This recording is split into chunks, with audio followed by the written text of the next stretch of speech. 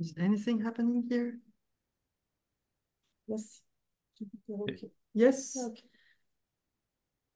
I think it's good. Right. So welcome everybody. So this is our monthly PMIP Wings webinar for PMIP, and this time we will have Fabrice Lambert and Pascale Braconnot talking to us about the next IPCC cycle and what we paleoclimatologists can do. We will ask you what you can do in this exercise. So Fabrice will be the first to talk for about 20 minutes, and then Pascale, and then we can have an exchange about our possible contributions or questions about the presentations. So Fabrice, this is your turn. Thank you very much, Masa, and hi everybody. It's nice to see everybody again after a long time. When was the last PMIP meeting? Did we have one after the Around the World? No, the Round the World was the last one. Yeah, I think yes, one is pending, yeah? We are thinking about a new one, but more in presence than the last one. Yes.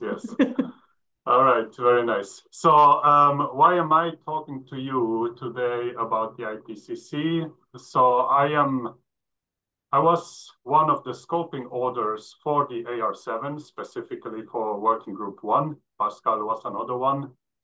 And also, this is a long story, but I am also a scientific advisor to the IPCC focal point in Chile. And I go to all these governmental delegation sessions of the IPCC. So I'm a governmental delegate to the IPCC since AR6. So this is why I have a little bit of insight about what's going on, not only on the political side, but as a government delegate, I'm also on the political side of the IPCC. So to give you a bit of an idea, here we go, to remind us how the IPCC work exactly. So we all know, we are scientists, we know, okay, there are scientists who write these IPCC reports, but the IPCC actually, it's a United Nations body created under the umbrella of both the WMO and UNEP, and it has a plenary. And this plenary is very important. The plenary includes delegations from all member countries. So these are delegations, can be one person, two people, or up to 10 or so, depends on the country.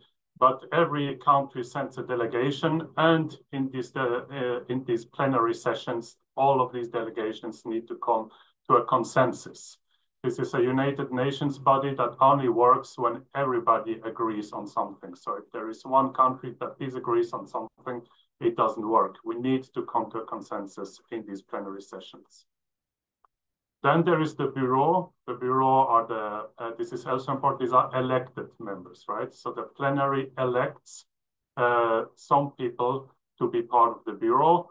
So the Working Group 1 as a Bureau, Working Group 2, Working Group 3, and also the Task Force on National Greenhouse Gas Inventories. So this task force is tasked to create methodologies how to count greenhouse gas emissions and drawdown. All right, and then there's the executive committee. This is, like the chair and co-chair of the IPCC, with also the co-chairs of all three working groups and the task force. So this is the administrative side, and then there are all the orders that are assigned either to a working group or to the task force. Now, how does a cycle work? A cycle, like we are now in the 7th cycle, right, of the IPCC. So it started in 2023 with electing Bureau members. So the first panel session, in this first session, the chair and vice chair of the IPCC are elected, but also the co-chairs and vice chairs of each working group. And then the panel starts its work. So actually, everything is being decided in these panel sessions. So, for example, what is going to be the content Is it going to be, again, 3 working groups as before or something else? All of that is decided in the first meetings of the panel. Are there going to be special reports? You know, remember there were several special reports in AR6. Are there going to be methodological reports? Methodological reports are more technical in nature than special reports. Are going to be expert workshops, expert meetings. These are small groups that produce a kind of unofficial report on specific topics. So all of that is decided by the panel. So by the government delegations. So what is going to be the end goal, the end product of this specific cycle? And then there's also a timeline that needs to be decided. So the timeline is, when are we going to have the lead order meetings? When are we going to have the government reviews? When are we going to publish these reports? When is going to be the synthesis report at the end if we decide to have this? So all of that needs to be decided as well. The dates, more or less, about especially the publication date of the reports. And only after all of that is decided does the IPCC start with the order nomination. So there's the scoping meeting, so there's the scoping orders. After the scoping meeting, the panel again receives the proposal of the orders for the scoping and modifies it and needs to accept it. And after that, we can start with nominating actually the orders who will write the reports, and the bureau members will select these orders. And then after that, there are the lead order meetings, first order drafts, second order drafts, etc., expert review, final draft, and finally, again, acceptance of the assessment reports. So the scientists write, you know, these thick books, like 1,000 or more pages, which are these assessment reports. And again, they propose a summary for policymaker. And the panel, so the governmental delegates, receives this proposal and goes line by line and modifies it in collaboration with the orders always. But every government comes with their own ideas how this summary for policymakers should look like, should be phrased. So this is again a very long process, and it has to end with consensus. So if all the countries need to agree on the final phrasing. This is why this is so complicated, because every government comes with vastly different ideas about how this text should look like. So this summary for policymakers takes a long time for all these governments to agree on and to approve finally word by word. And once that is ended, then finally we have the publication of the reports. All right, so this has worked relatively well for quite a long time until AR7. AR7 is different. So why is AR7 now different than the previous cycles? AR7 is a bit more complicated. Why? So in parallel to the IPCC, I imagine you have all heard about the UNFCCC. So that's the United Nations Framework Convention on Climate Change. And this is a bit, well, everybody has heard about the COPs. I imagine the COP is the governing body of the UNFCCC, and the COP meets once per year. And in 2015, at COP21, there was an agreement that was the Paris Agreement. So the very famous Paris Agreement to limit climate change, if possible, to 2 degrees and to be as close as possible to 1.5 degrees. So part of that agreement includes nationally determined contributions. So these are the plans of the governments. These are 10-year plans for every government on how they're going to decarbonize their economy. So every 5 years, every government has to propose a new NDC. And the idea is that every successive plan is more ambitious than the previous one. Yeah.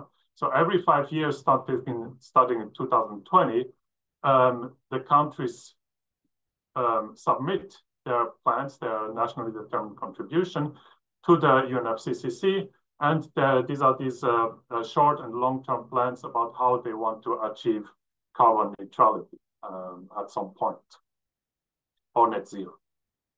Okay, so this is every 5 years, so 2020, 2025, 2030. So this year, in fact, is the year when everybody should submit their new NDCs, all the countries, well before the COP in November, so that they have time to analyze and see how we're going. And in addition to that, so there's the also very famous global stocktake. So the idea of the stocktake is that every 5 years as well, at the COP, there is a stocktake to see how is the world doing in its goal towards decarbonization and net zero. Yeah. So the Paris Agreement goals are the long-term goals, and the stocktake is there to see how is each country doing on its way towards these goals. And that takes place also every 5 years. And it started in 2023 with the first global stocktake. So that was the very famous COP28. It was very publicized. The whole world's attention during that time was on this COP, and it was a very public discourse. And the next one will be in 2028. So that will be the second global stocktake. And 2028 is very close to the end date of the AR7, right? The AR7 will end in 2029. So the second global stocktake is going to coincide more or less with the publication date of this assessment report. So I imagine you can see now, start to imagine where the problem arises here to get consensus on this kind of things. So in this AR7, what has been decided so far? So in Nairobi in 2023, so that was the first panel session of the AR7 cycle. So the bureau was elected. So these are the people that currently sit in these roles. And then the year after in Istanbul, we had the first really work session of this panel, and we took several decisions there. So one was to have a special report on climate change in cities. So this one also has been decided to be published in 2027. The scoping has started. The orders have already been identified for that one. So this is well on the way. And also there were two decisions on methodological reports, one on short-lived climate forces and one on carbon dioxide removal, both of them to be published in 2027. Now, there was a bit of a problem to decide about the working groups. So we decided, yes, there's going to be, again, 3 working group reports. And the decision was taken that they will be published in sequence. So first working group 1, then working group 2, and the last one, working group 3, with the synthesis report to be published by late 2029. So this is important. This is the final synthesis report. This has to be published by late 2029. This means that the working group reports needs to be published before that.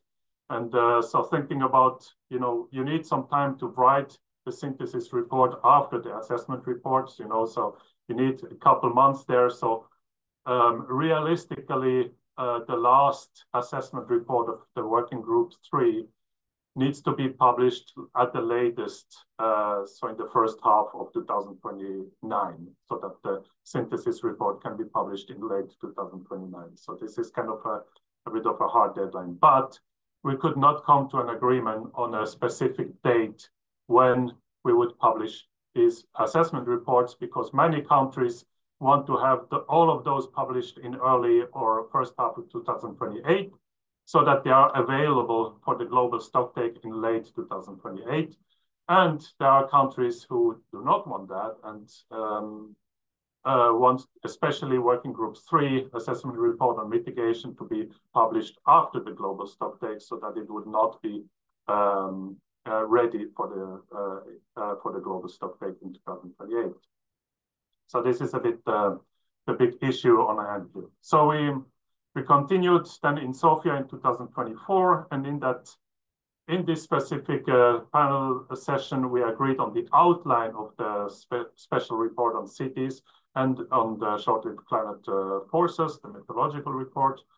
We did not discuss the methodological report on CDR. And again, we could not come to an agreement on the timeline to publish the working group reports. So 3 weeks ago, we met again in China, in Hangzhou, and we agreed on the outlines of the 3 working group reports. That's great because we had the scoping meeting in December in Malaysia, in Kuala Lumpur. All 3 experts from all 3 working group topics actually met in Kuala Lumpur, and we agreed on an outline. This outline was presented to the panel in Hangzhou 3 weeks ago. The panel modified it, but finally agreed on a final version of these outlines. So this is basically the index. This is what Pascale will talk about in more detail after this talk. So there's going to be some expert meetings, one on diverse knowledge systems, one on assessment methods, one on the TGIA, this is a technical guidance on impacts and assessments. This is something related to working group 2. Important here for PMIP and working group 1 is that we could not come to an agreement on an expert meeting on tipping points. This is one of the expert meetings that is in discussion, and is supposed to happen, but we could not come to an agreement on that. So there's going to be a chapter in working group 1 related to tipping points, and ideally it would be preceded by an expert meeting or an expert workshop on tipping points, but we could not agree on that for now. Maybe in the next session in late 2025, we will manage to agree on that. So, but what we could agree on, so without a timeline, we have a problem, right? Because without a timeline, we don't know, we cannot start calling for orders. So at least what we could agree on was that the lead order meeting of all 3 working groups, it will be a common lead order meeting in Paris, so working group 1, 2, and 3 together. This will happen in late 2025. So this was one agreement, at least, that we managed to have during this session. And thanks to that agreement, we could actually start the work. The call for orders is now open. You can apply to be nominated by either your country or a specific organization. This is possible.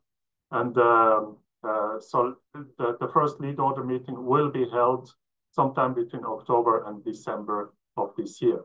So the call for orders is now open and you can apply.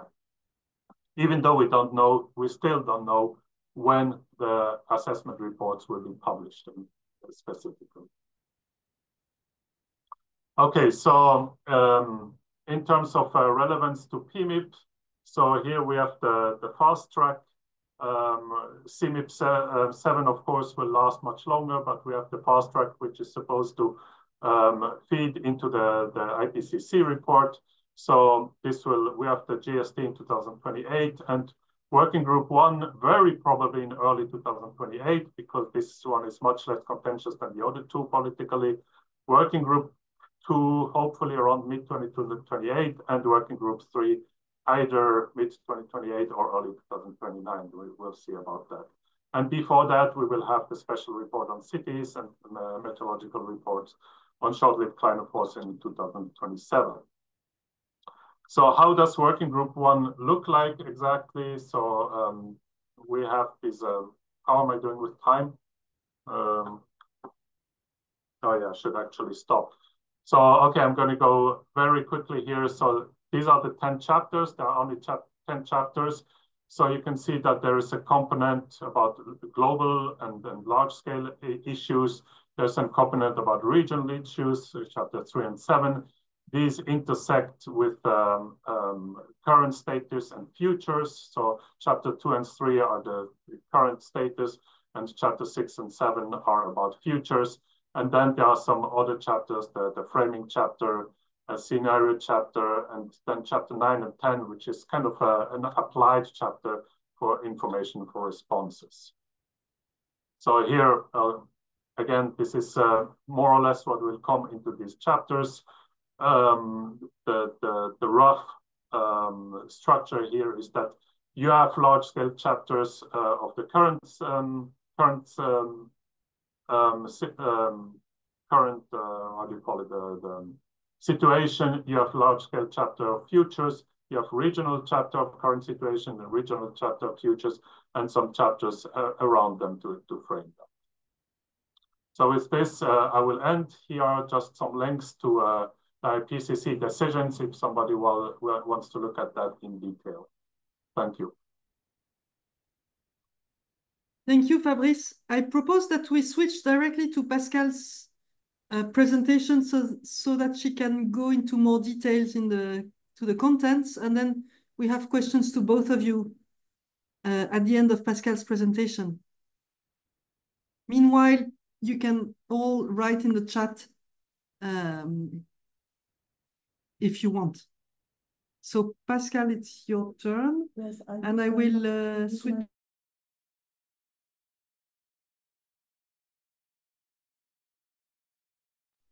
Okay, hi everybody, and thank you, Fabrice.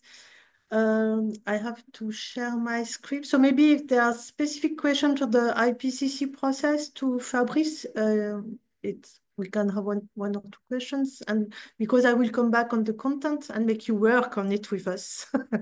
It's important. I just would like to add a comment on the expert meeting on tipping points and high impact events. That was an expert meeting proposed by the working group co-chairs, the 3 working group co-chairs, and with a contribution from WCRP.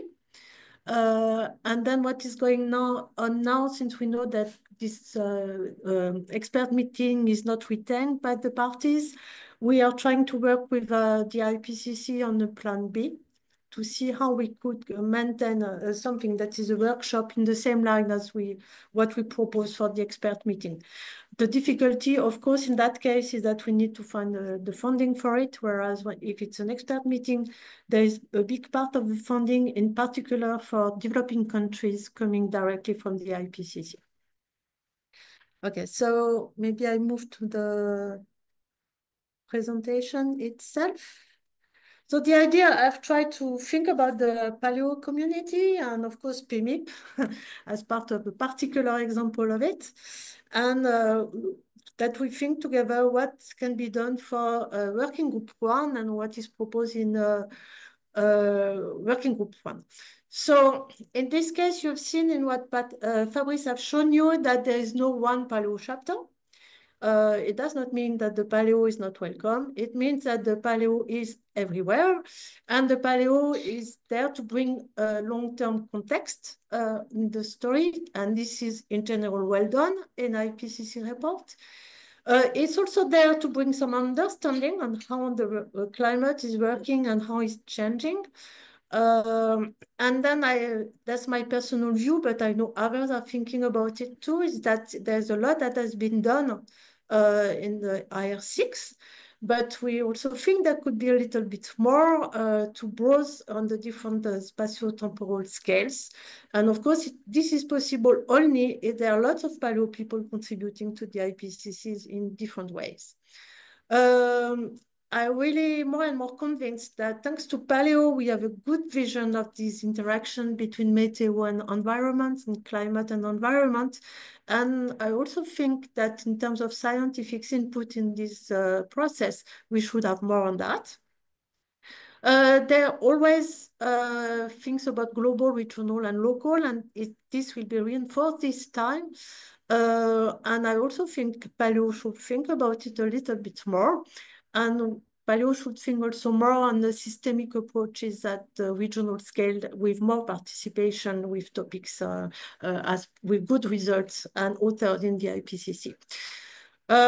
Yeah, there is also a huge range of events and well-documented examples in paleo, even though they are not direct analogs. So we need to stay humble with this analog stuff, but it provides lots of information on timescales, thresholds, and risk associated to it.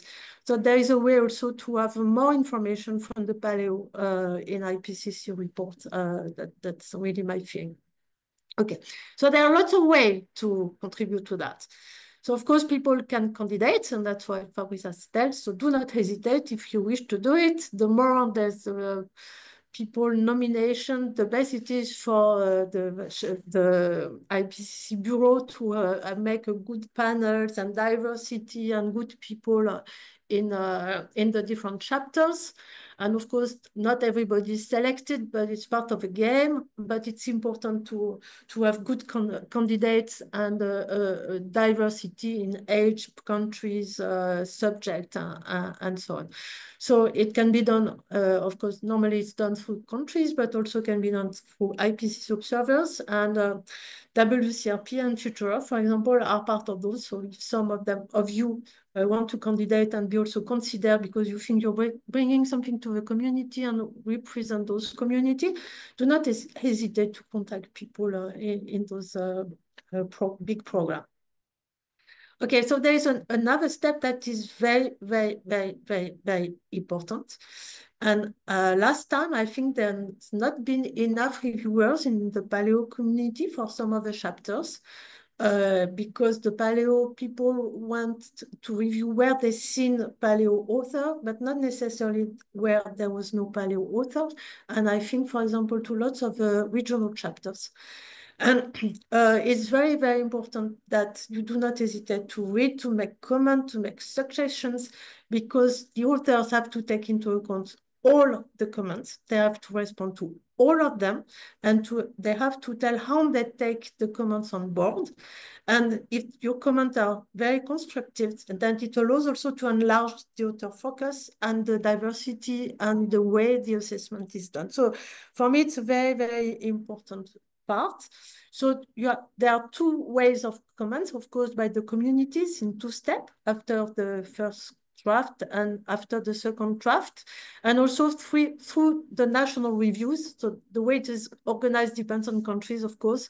It's going through national focal points and in general with academies or not, depending on countries. So I really would like to encourage people do not neglect this review phase. And maybe also it's nice when some communities are gathering, or for example, there has been last time some groups of early career scientists who commented some part of the report, and it has been very, very efficient and very useful for the authors. Okay, the paleo. So as I said, almost everywhere. So you've seen the paper by Darrell Kaufman and Valérie Masson-Delmotte. So there are controversies in the community with that. Everybody does not agree. But the point is that IPCC is not there to promote part of the science. It's really there to answer questions that are relevant for society. So it's the way we aggregate the different sources of information.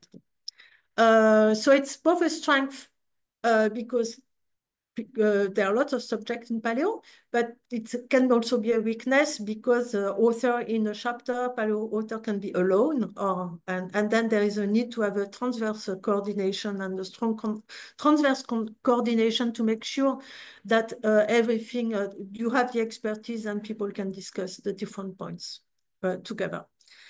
So present paleo, of course, in the AR6 with lots of work done. So, of course, we can only thank the paleo authors.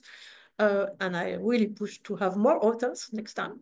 And I would like also to say that in AR6, most of the emphasis was on large scale, I would say. And I really think, as I said, that understanding could have been there a little bit more for the paleo, and also multi-criteria evaluation too.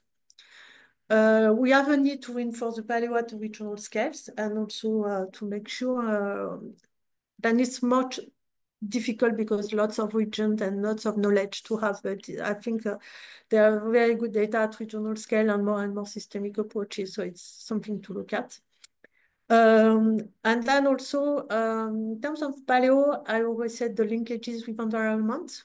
We have these linkages, of course, through biochemical cycle and everything with the ecosystems, certainly could be reinforced, and also with biodiversity when it's relevant. So even PMIP should think about it a little bit more. That's my own view. So for PMIP itself, contribution, of course, as usual for the MIP exercise and CMIP 7. So there is one simulation plan for last integration in the fast track to test CI, so that's good. But for the whole exercise, there should be more. And it means also that from now, it needs to have a very well-established plan from PMIP, if possible, with key questions in terms of science, so that it can be easily seen how it can be plugged in with other groups that have similar questions, but on other time scales. Okay, but then there's also other contributions, and there's a concern in the community that there's so much literature at the moment that nobody is able to read everything and to make an assessment and a correct assessment. And it's important to have, of course, lots of good scientific papers, but it's also important that communities think about making some synthesis. So at the scale of WCRP, this has started. And for example, at the moment, we are pushing a synthesis of tipping point and high impact events. And of course, there are paleo people who are there, but they need to build also their synthesis on publication. So PMIP also and communities in paleo should think about some of these syntheses on key subjects that are particularly relevant for the AR7 and also are difficult subjects that we need to discuss the details and the pros and cons and everything.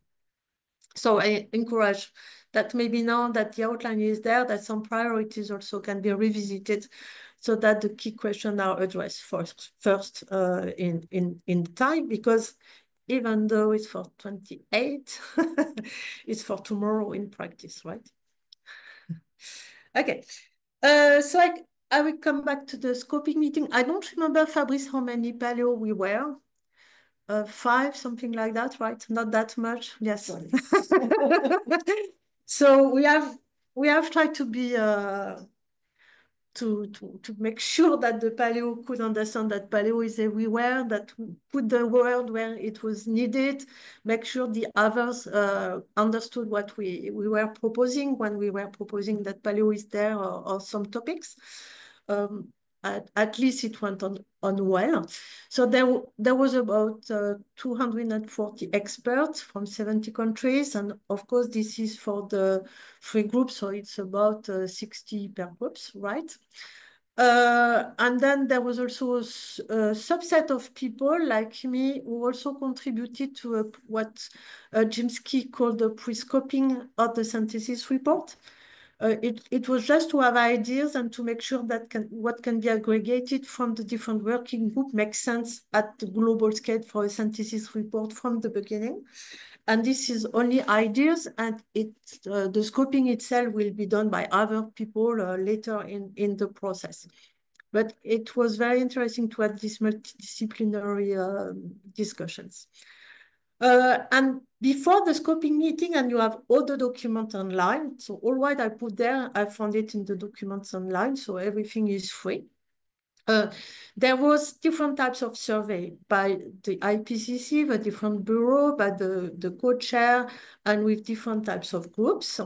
And then some subjects have emerged as being particularly important for this cycle, like equity and justice, finance, health and well-being, information for losses and damages, overshoot, risk assessment approaches and regionalization, scenarios, sectors and systems, solar radiation modification. So clearly, key subjects that will be discussed and have been discussed during the scoping meeting. And you can see that for most of them, you need input from the 3 working groups, and even working group 1 has some work to do in this. And then there was some suggestions by the participants themselves that have been added and discussed, like biodiversity, societal development, including climate resilience development, and tipping point and large singular events. So it was the basis for cross-group during the scoping meeting, and see how those different subjects resonate with what the groups want to highlight, and certainly how some of these subjects could find echoes between the three documents, for the documents from the three working group. Okay, so it was interesting. I forgot to say that because finally it has been very interesting. This story of Tanaloa dialogue is how it will be structured, and Fabrice already mentioned that. It will be known at least for the synthesis report, because there was a general agreement on that, and for working group 1. So that is 3 main phases. One is the stock take, where are we on current and past trends in the system. One is the future, where we are heading and where we want to go. And the final one is responses. That means how, what can we do to get there? Okay, and then just I put this also, so there's nothing, again, you can find this in the document that have been proposed to the plenary and is accessible to anybody. So it's a first framing of what you could find in the synthesis report. But the most funny thing was a vote we made by deciding if some of the subjects that were discussed and also found their way in ABC, in the structure of the document, could find their way. Do we think it's a very important major topic that needs particular highlights and so on? So you have to take care, do not this result as a context, so it should not get out of context, right? But it was very interesting to see that these scenarios and their discussion become something very important, like equity, sustainability, and climate change all together to discuss some nexus. You find lots of these subjects, but an interesting point is what is going on with solar radiation modification. It's clearly a hot topic at the moment everywhere, of course, politically, but also in the science, much more than CDR for the carbon. And it was very funny to see that most of the people didn't want it to have a big highlight on this, on the synthesis report, which does not mean it should not be addressed, right? It's just the way it should be addressed, with lots of caution because of the political aspects in there, and lots of unknowns in the way it can be done, and depending on what the IPCC tell or says, it can be instrumented then later on. So people have lots of different vision why they think it should be a big topic per se, in the synthesis report, or it should be something that is, of course, treated, but not I like the scenarios, for example. So I suppose this subject will be there for a long time. So okay. So the concern also by the community is that last time we said, oh, AR6, the working group 1, the report should be smaller because it's too big. And the smaller, I really laugh when I get my report, because instead of 1 book, I got 2 books. And then clearly it's too much, even though it's still very interesting and complete. So the idea, are we sure we can do better this time in terms of length and maybe in terms of focus? So the idea this time that has been discussed is to find a structure that is more integrated, and you have seen the new structure by Fabrice, and there are a lot of challenges behind that, but the idea is to put people together to address questions, and then get a consensus on where we are and what we can do. Each chapter then includes observation model, combination of multi-sources of informations, and of course time scale and more or less spatial scale, even though there is global and regional chapters.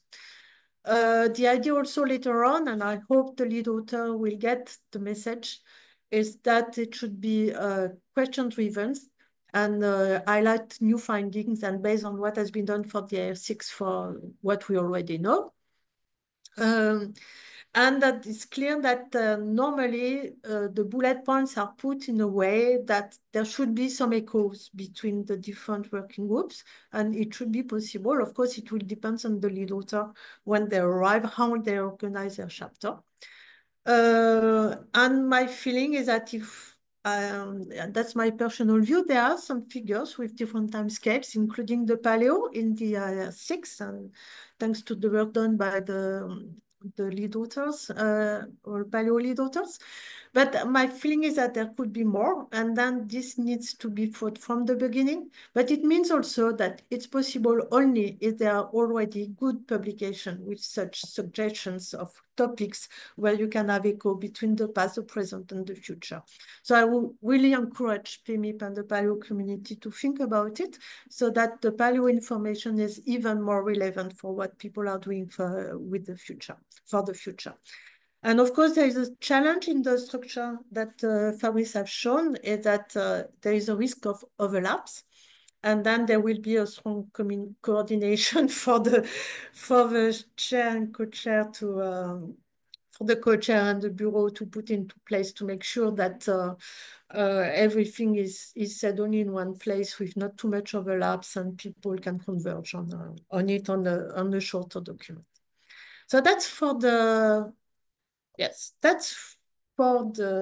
main stuff I would like to say.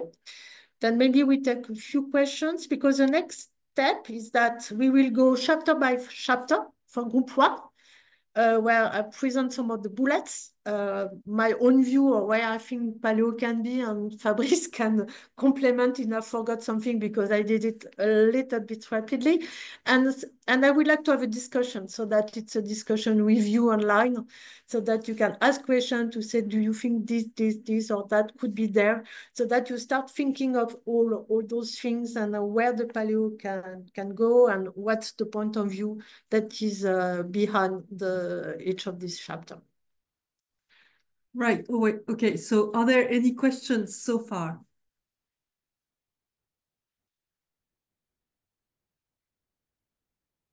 Left. One left.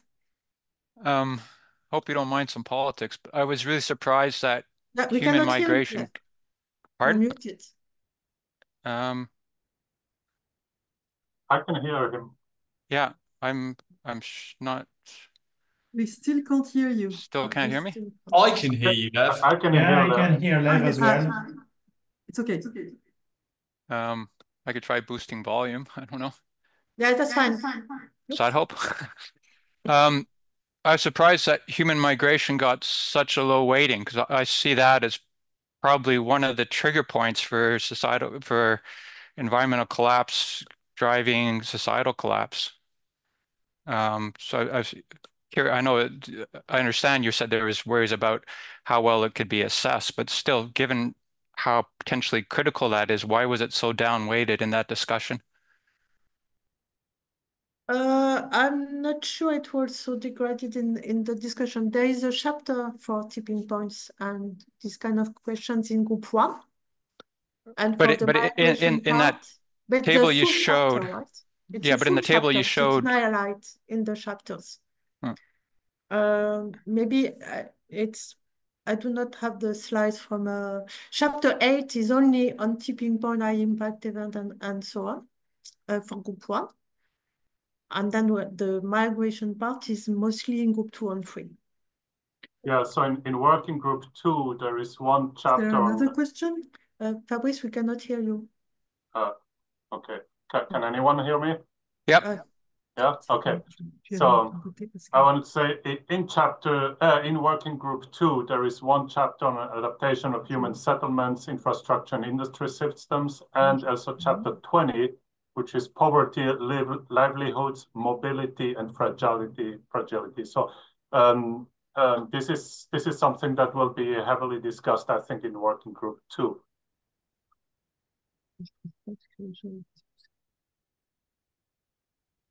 Okay, maybe I can throw in 2 more quick questions if that's okay, because I don't mind. Why is it so difficult to set the timelines? Is there a few countries trying to just block the whole process, or I was just surprised about that? Yeah, okay, so Fabrice again. Yes, can you hear me? Yeah. Yeah, okay. So I cannot go into the specifics, but yes, there are some countries trying to block it, because if the assessment reports are published before the global stocktake, it can be used as a source of material for the negotiations and everything. So of course, some countries don't want this, especially the Working Group 3 report published before the global stocktake, so that it weakens the scientific basis for these negotiations. Okay, I was wondering about that. And the last question, and I know maybe it's just because it's covered in a different working group, but will there be work done on how best the IPCC can work towards building political will? Because that seems to be one of the, more than the science, that's the bigger problem right now. Even, it's some relevant things which has already been done in the past. What are different ways of presenting the results of the IPCC? But just that whole question of not just presenting the results of the scientific assessment, but using those results to try to push political will both on societal and government levels. Yeah, so there was a proposal actually to include plain language summaries, for example, but this was not accepted by the panel, so we could not get that through. So the plain language summaries were cut. And the problem now is that the COP and the IPCC are getting more and more interlinked. So there's a very hard politicization of the IPCC process that is going on, and it's getting very hard to keep people focused on science without the whole geopolitics coming in. And this is a new reality now. We cannot separate the two anymore. The geopolitics is there, and we just have to, work within these boundary conditions. But at least there is still the idea to have this atlas, interactive atlas. There is an idea to figure out how it can be done. So the question is that the point is always the same. Last time, for example, the atlas was part of the material that was not reviewed. Okay, so depending on the status of the atlas, you have to make it fully reviewed or it's additional material.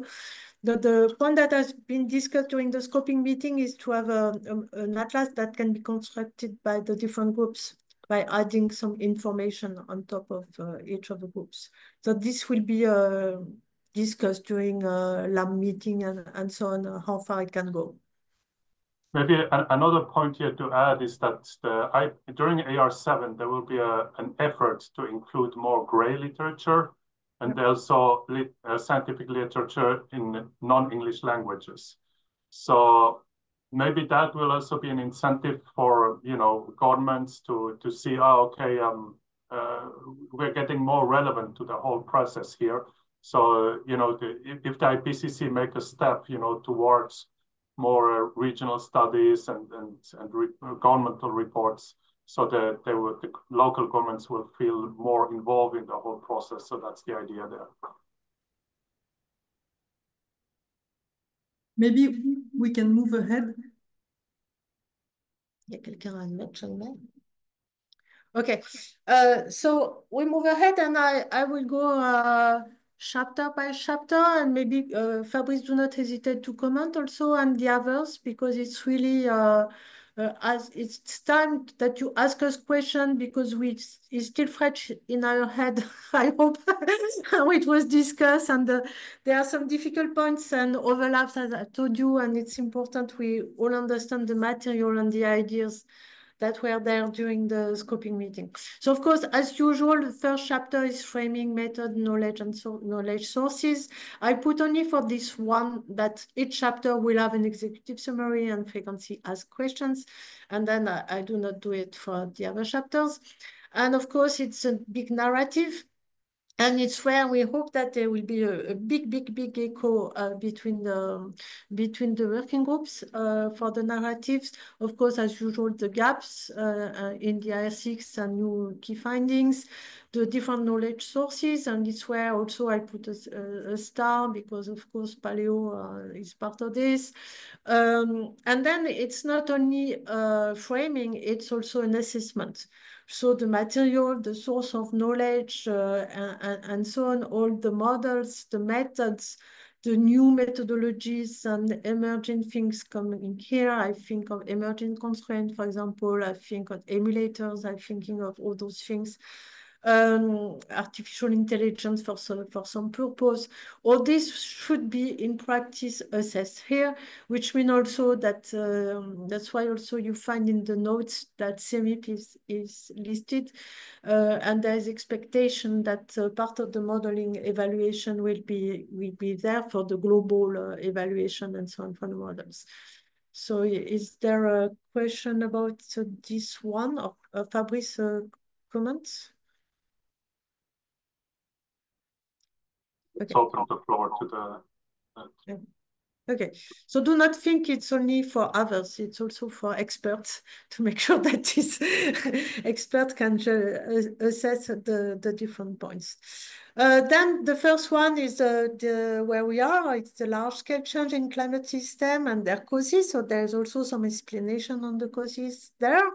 So, of course, where we are in terms of observations and how we reproduce the recent past, but also the paleo for sure. And then changes across all the ocean, atmosphere, ice, and so on.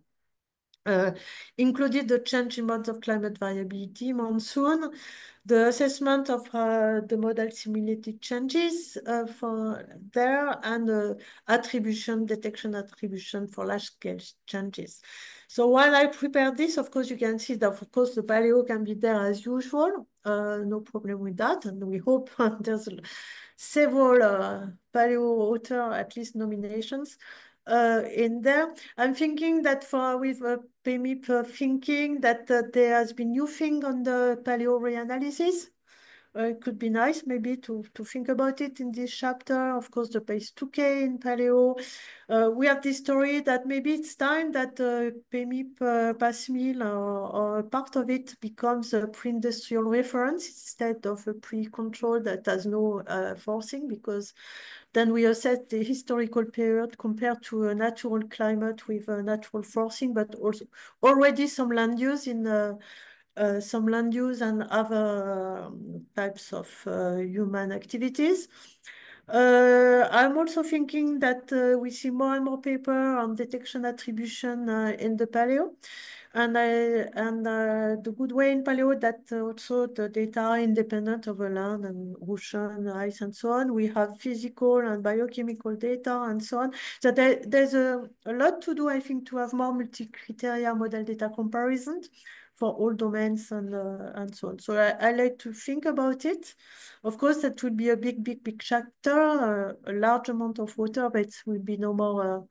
Did you discuss the number of author per chapter during the plenary?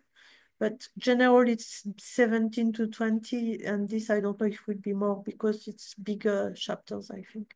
Yeah, we did not discuss that, so I think it's going to be similar like before. Okay, so that's okay. Is there some points people would like to raise? So it's just idea from me from the notes, right? And a few things we discuss or not.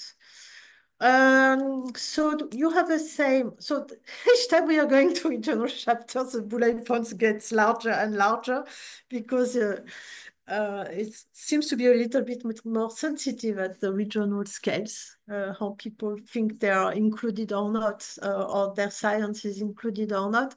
What is clear to me is that last time there was not enough paleo in those regional chapters. There should be more, and there are a lot to do. But the big comment I would do is the same as the one for the global one, for the input in paleo. There's also something paleo can do, and it's there finally that you have this connection between the large scale and the regional scales. That this is looked at a little bit more. So also this also can be done for the paleo, for sure. and it's similar questions. And also these stories of compound event, how far can we work on that from here I'm mostly thinking of the observation of reconstructions. There is a lot to do, lot that is done, and certainly a big more input than we think that could be from the paleo. There is, to my opinion, it is really relevant that is going on with the paleo. Je vois, il y a plein de choses dans le chat. Yes, you can go ahead because we are running out of time. Okay, we are running out of time, so I'm running. So there is an important chapter on the process understanding of system changes. Of course, paleo welcome, and it's mostly the understanding their process study mechanisms, scheme mechanisms, and it's where there will be a challenge to avoid overlaps with chapter 2 and 3. And it's where I really think that what is going on in PMIP, there should be more emphasis on the interlinkages between energy, sorry for the errors on the water, biochemical cycle at the global and at regional scales, and the way things are transformed. And there is a lot to do, of course, all the feedbacks, and it's clearly written multiple time scales, and paleo constraints is clearly highlighted here. Okay, so then we have a chapter on scenario and future global temperature. I don't remember what I put there. It's really the discussion of the scenarios. Of course, there is a past climate is also there for emissions and things like that. I hope. And then it's more the global constraint, or how big is it compared to the future, and maybe some discussion with the paleo can be done also a little bit on the limit of the approach by global warming level. So of course it's a very nice way to present results, but we know also there are some caveats, and the paleo can also highlight a few of those. Then we have chapter 6 with the global projections in the Earth system response across time scales. There for sure, it will be certainly interesting to think of the constraint by paleo, or how paleo can be used also a part of some of the emulators to have access to uncertainties and so on. Then the same chapter at regional scales. Clearly the same with emerging constraint. That's why it come to my mind. And of course, you will have all of this. And normally there should be echoes between the global and regional chapters, even though sometimes the question at regional scale are slightly different and clearly tied to adaptation strategies. Then there is a very important chapter, the one with abrupt changes, low likelihood, high impact event, critical pressure, including tipping point in the Earth system. I'm laughing because it's the only title that has been changed by the plenary compared to what we have done in Kuala Lumpur, because we wanted short title with keywords. And then we see that this low likelihood stuff is difficult for countries, and as is the tipping point approach, right? But then it's still there, so that's a very good thing. Of course, there are, I can say it's a chapter for paleo people, so think about it. Of course, it's not only the paleo there, but lots of things that is going on in PMIP at all time scales, and including with the transient simulation, deglaciation, and so on. So there is a lot to think about, and to think about key papers or syntheses that could be done to fill in this important chapter. Okay, so also chapter 9 is also a chapter for key questions, and is clearly the question on pathways and stabilization. And of course, with an emphasis overshoots or on overshoots. And it's in this chapter that you will find the discussion, the big discussion of CDR for carbon removal or solar radiation management. And on those topics also, the paleo has, even though it's not directly for future and so on, it has a lot to do on the way the system is behaving when we cross threshold or when we have overshoot, and also some input for side effect of the climate intervention. Apparently they see you and not the presentation. Okay. Maybe just to complement here about SRM, volcanic eruptions, simulations of volcanic eruptions are also very important there in terms of paleo to give a bit of context. Yeah, so it's a topic that is becoming hotter and hotter every day. Lots of attention to it, but also from the scientific community. And for example, WCRP has put into place a lighthouse activity on this, because it's important to have more input from the research and all the side effects and better understanding what is going on. And then the last one might be a little bit more complex for paleo, except for some a few aspects in there. It's really going to informations and services, information for the other groups. So services, you have climate services or risks and all this behind. But compared to last time, there is an emphasis on the methodologies also directly in this chapter, where we are, how it is done, the impact drivers and their changes and so on. Mitigation measures. So it will be quite a big and important chapter, and include also some research on education or training and things like this. So it's quite big. So I stop here. So it's just my figure of the PMIP model family. I like it. Sorry. I hope there will be a lot of those people participating to the next cycle and the next report. I hope at simulation, literature, and all the different aspects of it. Okay, so we can have some questions and compliments if you need.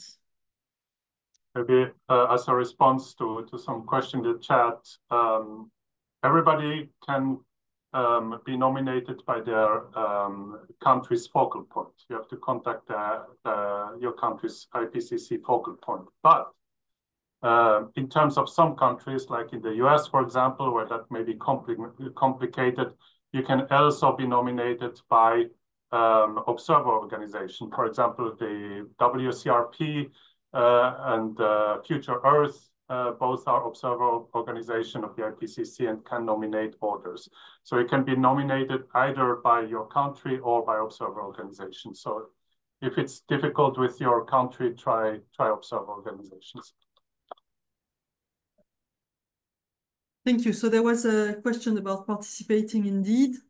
There were some observations earlier on in the chat about why there was no star. You put stars. Oh, sorry. Why there was no star? Because I realized I could put stars everywhere. I continued and I did this a little bit rapidly, and certainly there's a mixture of bullets between the one we had after the scoping meeting and the one we had after the plenary. Thanks, Fabrice, for telling me. The point is that when I did it, I had the two open in front of me, plus my PowerPoint, plus something else, to be honest, and I made some errors. So I've tried to correct. But you have at the stars. No, and then I stopped with the stars. I have tried to concentrate on what I could tell you as a message, my own message about the discussion we had in the scoping meeting, and thinking about a few aspects that are maybe people are not necessarily thinking in for having the paleo or some aspects of the paleo in those different chapters compared to what we are used to do. There is a question from Mary. Mary, you can say it aloud, maybe? Or should I read it? No, it was just a question about, you were saying that we could put paleo in chapter 2 and 3, and you were quoting regional and global climates. And I was just thinking it might be useful to define more precisely what you mean by regional and global in terms of scales. Scales. The global is large scale and all the large scale patterns of change, global changes and all the large scale pattern of change, whereas regional is really the region in the IPCC sense and the definition of different regions. So it's really more part of a continent. And it was unclear during the scoping, and it's where we had some disagreements, is that, of course, we need these global regional scale connections, because if we want to in the regional chapter have compound events. You need to know how is the variability, how it's working, and how they can have compound effects or cascading effect in the region. So it's look at the bullets in details, and normally on the site, and they will update it, I think, there is a document telling all the, explaining what is in the chapter. So this, but it's really the region in terms of, you have Africa, you have South America, you have Europe. In terms of geographic regions, okay. Yeah. Yeah, in terms of IPCC definitions, the usual one, it includes also some ocean regions. But for example, the different ocean basins are treated as part of a large scale. It can be more focused, small ocean parts that are in the regional chapters.